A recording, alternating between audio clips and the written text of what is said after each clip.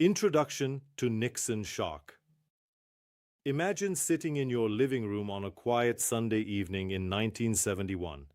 The television is on, and suddenly the President of the United States, Richard Nixon, appears.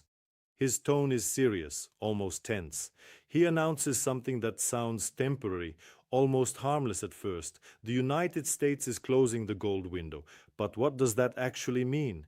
It means that the US dollar, which had been tied to gold for decades, will no longer be exchangeable for it. Not even central banks can convert dollars into gold anymore. At that moment, most people did not fully understand the magnitude of this decision, but in reality, this was the beginning of a completely new financial era.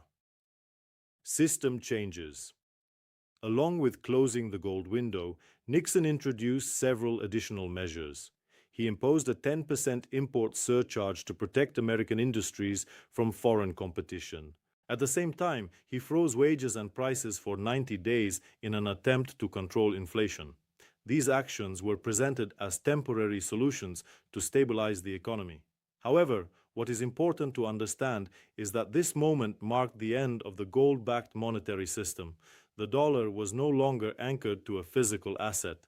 Instead, it became a fiat currency, based purely on trust and government policy. Lasting impact. What makes this moment so important is that these so-called temporary measures became permanent. The global financial system shifted from a gold-based system to one based on floating currencies and trust. This decision changed how money works forever.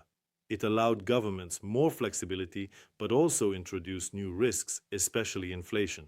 The Nixon shock is not just a historical event, it is the foundation of the modern financial world we live in today.